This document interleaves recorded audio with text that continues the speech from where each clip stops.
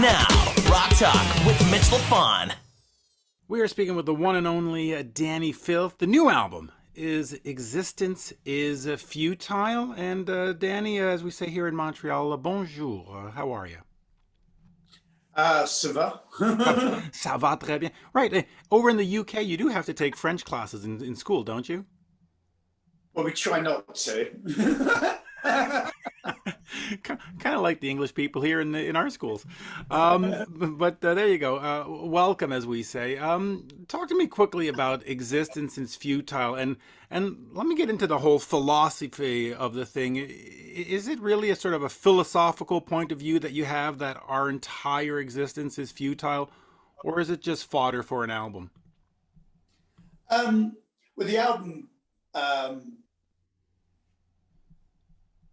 it stems from a sense of existentialism that came from 3 years of touring the world extensively. And obviously, you only go to big, sprawling metropolises,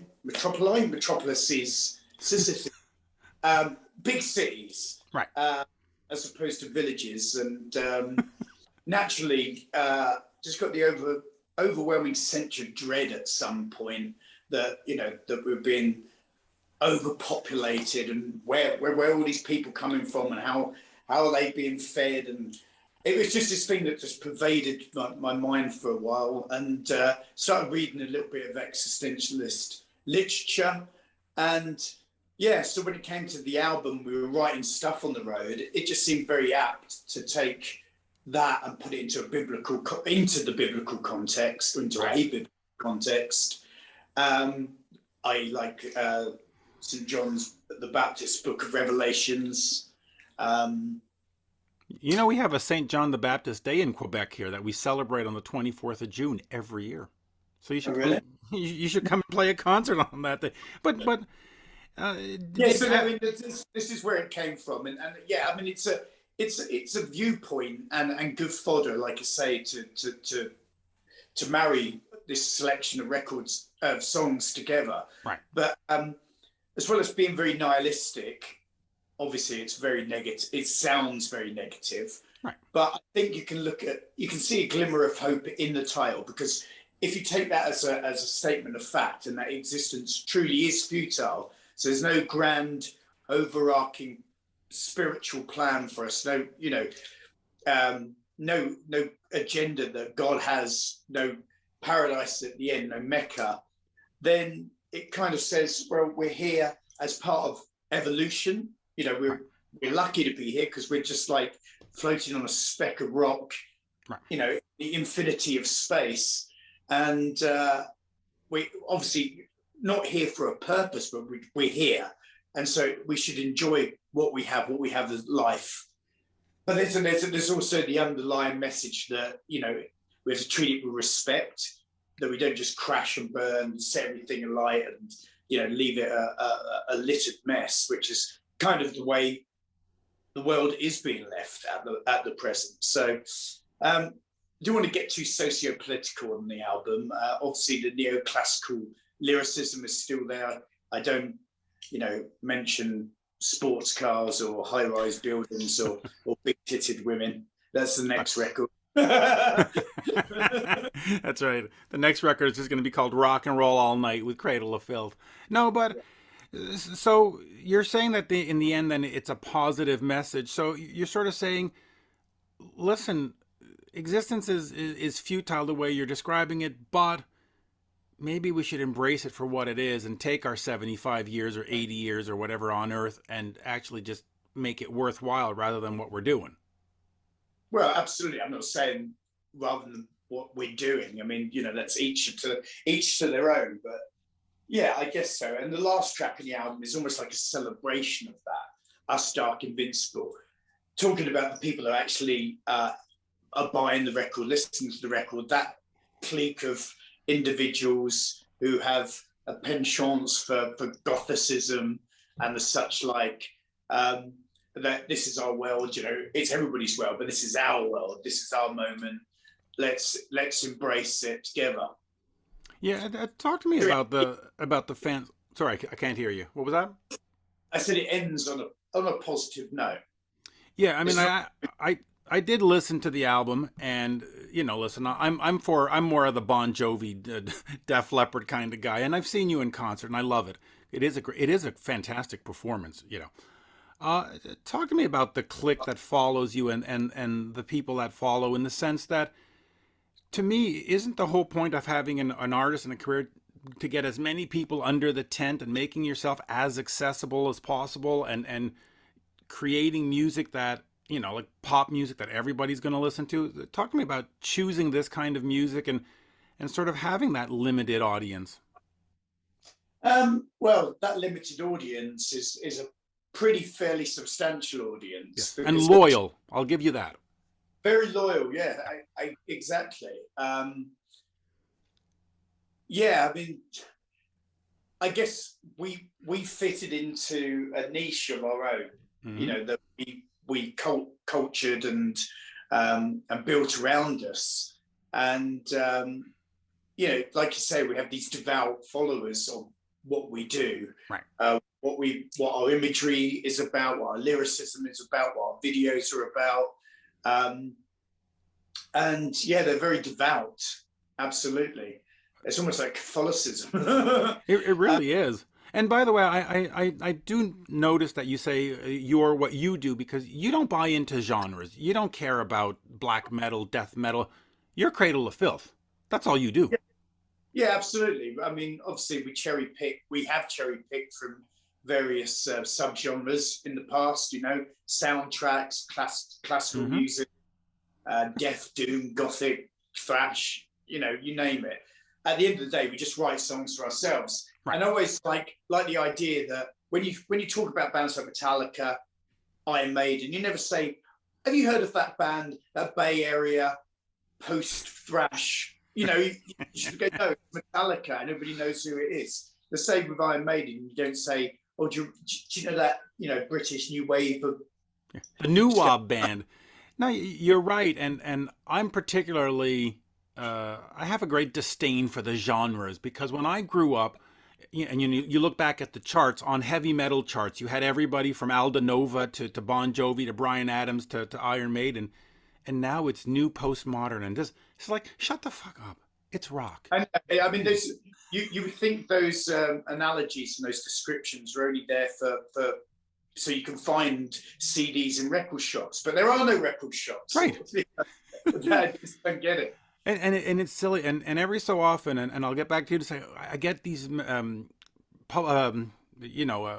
press releases from publicists, and it says the new gothy and it's just like, shut the fuck up. What's the band? What's the music? Let's go. Stop with these descriptors. When you're writing these things, and you do have the classical interludes, talk to me about that, because this album, the Existence Is Futile, it has those moments where it goes into those segues, which is actually really well done. Talk to me about that. Were you creating sort of a rock opera in a sense? I see them as bookends. Okay. Like the headings. The album has 9 songs per se, proper music, drums, right. etc. And then you've got these segues that are like a minute and a half, and they're brilliant. Yeah, well, it divides the album into 3 parts, to 3 bite-sized portions. Right. And yeah, they color the album. It has a soundtrack. It's very cinematic, and it kind of lays the path for what's coming ahead. And I think it's almost like a palate cleanser as well. It's the ginger and wasabi that you have to take before you take another bite of the next 3 songs. Yeah, exactly. You mentioned cinematic. I've seen your show, and I've seen it a couple of times at the Metropolis and at this Rock Fest. You are a visual band. How important is it that the songs have that cinematic representation, so that when you get on stage, there's something to do and something to show, and not just here's Dani in his sneakers and his flannel shirt staring at his kneecaps? Well, I think every facet of a band is important. Well, for us at least, right. Lyricism, artwork, overall presentation, the way we dress, the way we present ourselves on stage. I mean, the videos, the first two we're about to engage on a third video very shortly, but the first two, Crawling King Chaos and Necromantic Fantasies, I think really, bring out the character of the tracks and give someone that extra, so something a little extra to indulge in. So it becomes a lifestyle more than just, a two-dimensional, thing. Like, the music is so transparent, can be so transparent nowadays. It's treated with transparency. I mean, like, it seems like it's a free gift to people nowadays. If you take streaming platforms, the amount of money, for example, won't say which one, but the biggest one, 20 million plus plays, and I got less than like €100. So this is how the music industry is being treated. It's almost like a free gift.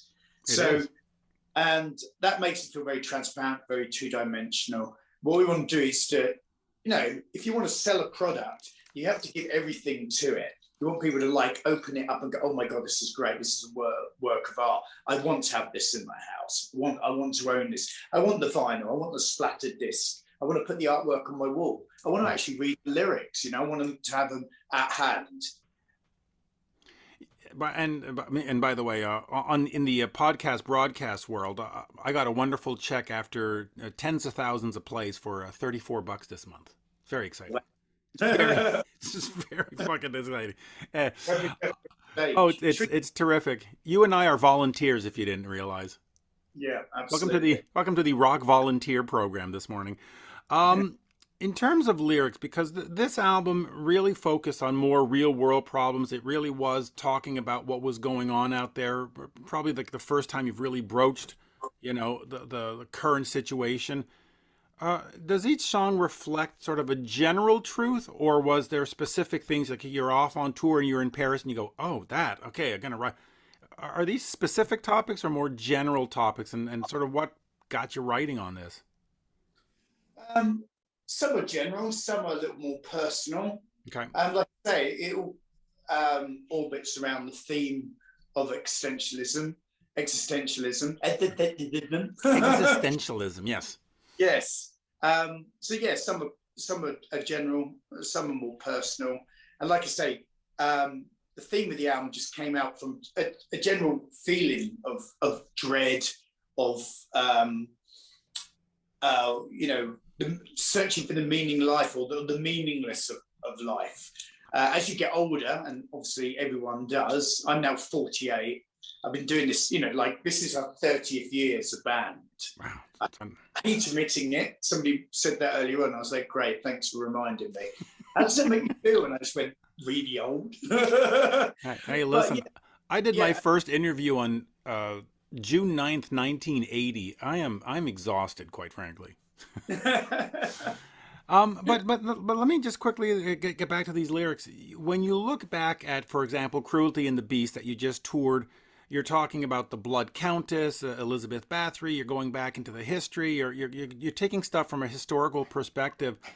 Was it different for you this time to write from a more current perspective? Is it something that you liked doing, to have that urgency, or do you want to go back to sort of legendary stories, legendary myths? Do you prefer the real world kind of like, okay, this happened, let's write, boom, existence is futile? Or do you like sort of the concept stuff? I like, concepts are very hard to do. We're talking about true concepts where it's A to Z. It's like reading a book. Everything fits in. It's not just satellites orbiting a main theme. But this album also has a lot of biblical, historical references as well. Like I say, the lyricism always very neoclassical. I can't get into doing anything too modern in that respect. The album cover is very reminiscent of that, borrowing from Hieronymus Bosch's The Garden of Earthly Delights and the hellish right-hand side triptych.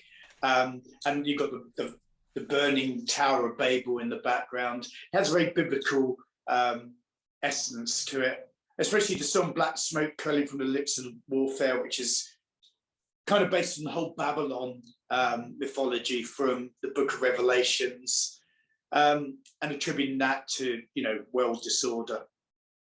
But yeah, I mean, obviously, I love the Gothicism of historical things like Gilles de Rais and Lucifer and Lilith and, as you said, Elizabeth Bathory. And there are hints of that. Necromantic Fancies is pretty much a Gothic love song. But I don't know, this had to be a breath of fresh air, really.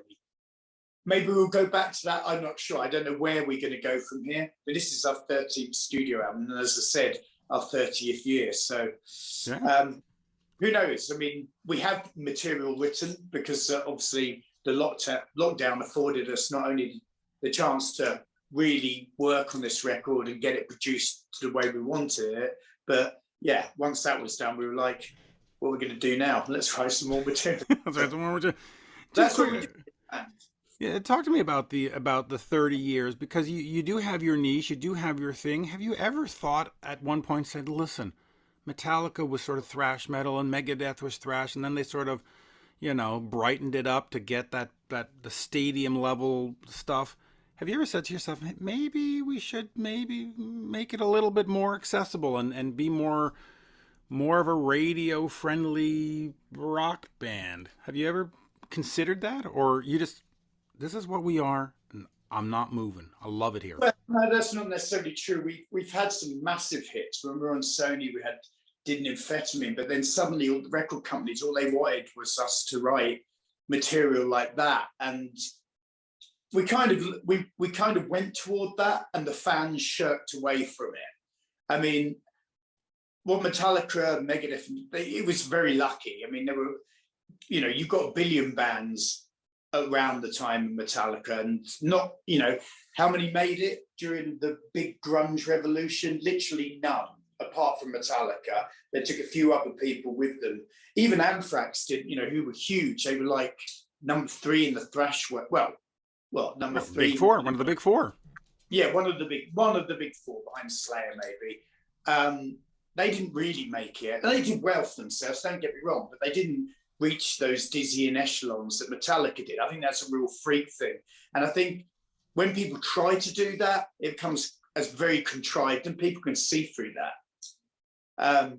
And you're gonna be, am I happy, like, I don't know, being a millionaire, or do I want to be, a zillionaire? Are you happy with your life? Are you happy with the things you're doing? Are you happy with the creative works? The answer is yes. I mean, yeah, like, I'd love a second yacht, for example. Well, okay, let me just talk about that. Let's talk about the economic realities. How well does a band like Cradle of Filth do? I mean, is it a luxurious existence? Does the merch really sell that much where you actually have $1 million home and can do that well? I mean, I know it's a bit of a private question, but is it big business? Oh, it's good enough. Yeah, absolutely. Obviously, it's not about money at all. As I said, it would be contrived if it really was about that. And we have branched out. I've done some things with some strange bands, like, well, not strange, but different from this, like a juxtaposition, a chalk and cheese thing with Twisted and 69 Eyes and Bring Me the Horizon. And believe it or not, I've been in conversations with Ed Sheeran of all things about. That's great. About us doing something. I love breaking convention. I mean, it's quite easy for me to do some guest vocals on, another extreme metal outfits band, music. But I think the challenge and the combination of extremities is what I like. I think it really works, and it also plays with people's, fucks with people's perceptions, and that's what I think Cradle of Filth are all about, really. Yeah, and that's what we love. Talk to me about your voice, because you've been doing this for 30 years. At some point, doesn't sort of the blast beats and the extreme singing, don't you sort of just go, all right, maybe I'll just tone it down? Because I have to think that you've probably had polyps and I mean, this is harsh on anybody's physical being. Absolutely. Sorry.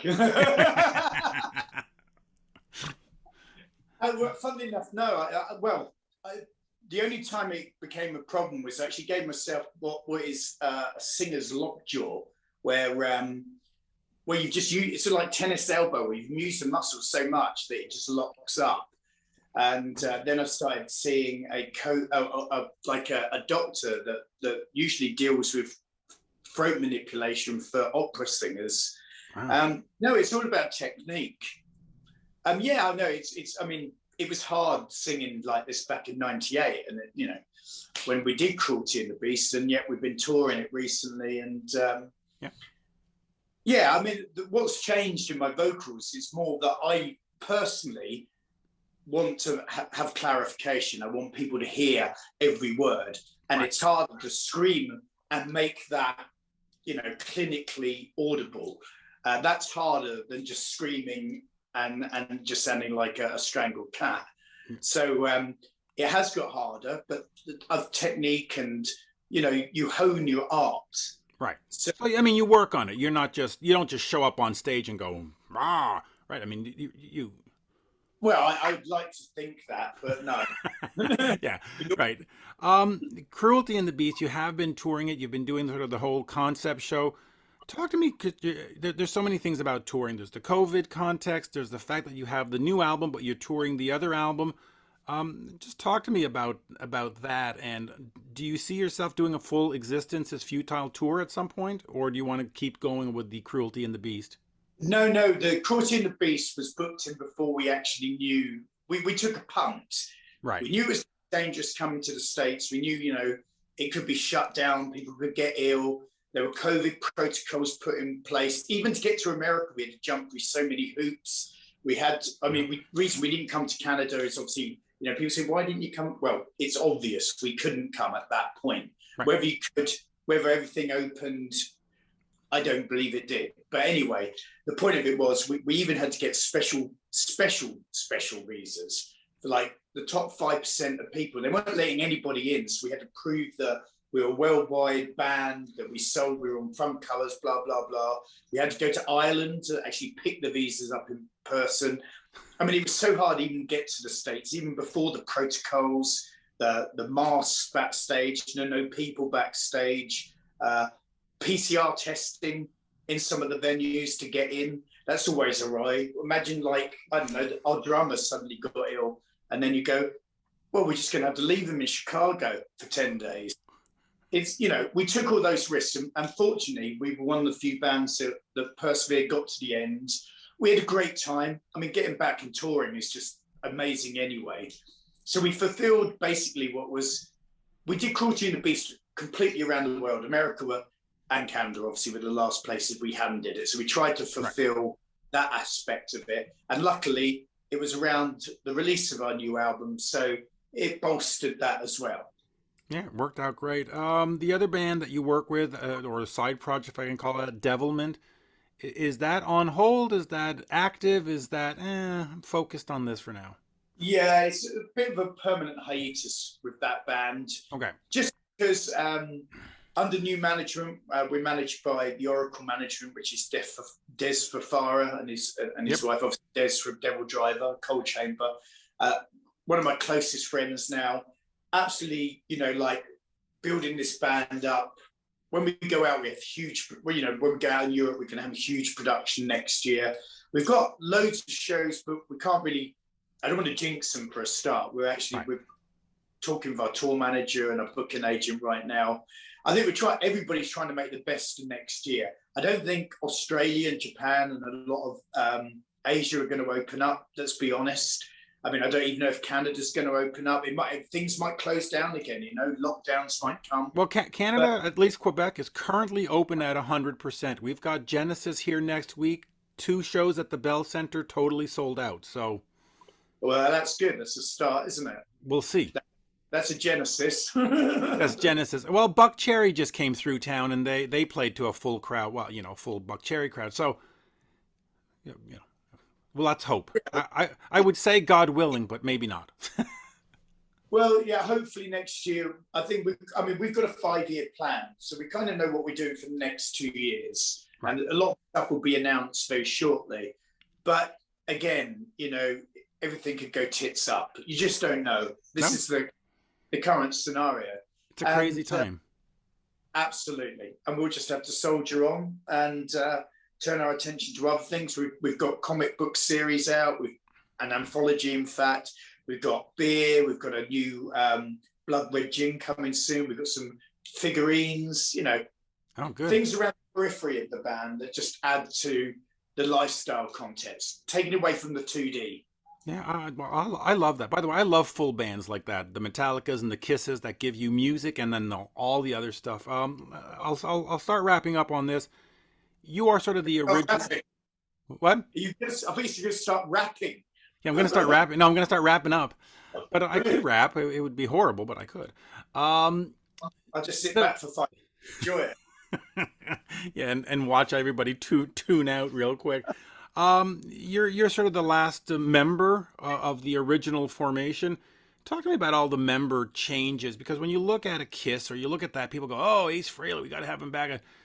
Cradle of Filth, you can sort of punch him in and punch him out. Do the changes enhance the sound or change the sound or make it better because you're getting fresh ideas and fresh ways of approaching the songs, or do you think, oh man, we should do a reunion tour? Well, firstly, we've only sat. I think we've had 32 ex-members. We've only sat, I think, 3 of those, and they were very early days. People leave for multitudes of reasons or depart. They can't handle it, or they think they can do it better, etc., etc. But with each fresh blood, no, it does rejuvenate. Much like Elizabeth Bathory in her bath, it rejuvenates the band. The current lineup has been together, aside from the keyboardist swap, for the last 8 years. Our drummer's been in the band for now 15 years, basically. So it doesn't, that seems like a lifetime in itself. You get less for murder in some countries. Yeah. So no, I think it's a great lineup. We're very good friends. We got on well. We've got a great. It's not only them; it's the crew. We call them the Cradle of Filth. Management, all the people that are around us enable us just to do the one thing that we're born to do, and that's to make music. It keeps all the the parasitic crap that we shouldn't really deal with, monetary things and this and that and tax and that out of our hair, so we can concentrate on being the Peter Pan wannabes. Yeah. And by the way, I again, like I'm not a big fan of genres. I don't care if a band changes. I just want to hear the songs. That's all that really matters. And I'll finish on this. Lyrically, you've been accused of being a Luciferian, a devil worshiper, blah, blah, blah. Is that a philosophical point of view that you ascribe to, or is it just lyrical content to put on a Cradle of Filth show and just give some kind of, imaginary representation that people, are you doing, sort of a movie, or are you a true believer in all of this stuff? I think both, to be honest. Okay. My house is testament to that fact. I have a hard job getting, builders and carpenters to stay. They come and quote, and then they don't never come back again. No, I've affiliated myself with lots of different things, but I just enjoy. I revel in the ideology of the Gothicism and everything that goes with it, literature, artwork. I love horror movies. I love reading about the occult. I used to study it a lot more when I had more time. Right. No, it's the real deal for sure. It just so happens that we're able to project it out into the general populace and make a living from it as well. You've got to enjoy what you do, otherwise what's the point? Like I said, it just becomes contrived. Right, well there you go. Existence Is Futile is the new album, available now, and of course hopefully the band will get over to Montreal in Canada next year. Dani, we've met 2 or 3 times before. Always a pleasure, at least on my behalf. Thank you. Toujours un plaisir, as we say. Yeah, thank you for the interview. Really cool. And thank yes, you. We're definitely going to come to Canada next year, hell or high water. Oh, and by the way, the publicist had one question for you. She said, you have to ask him this. What's next for Dani Filth? That's what she wanted. She wanted me to know that. What's next? Maria said. Next? Yeah, she said, ask him what's next. Well, after a couple of more interviews, I'm going to run myself a nice hot bubbly bath and relax. There you go. Thank you, sir. Have a good day. Yeah, you too. Take Cheers. care. Peace. Cheerio. Bye-bye. Bye. That was great. Thank you.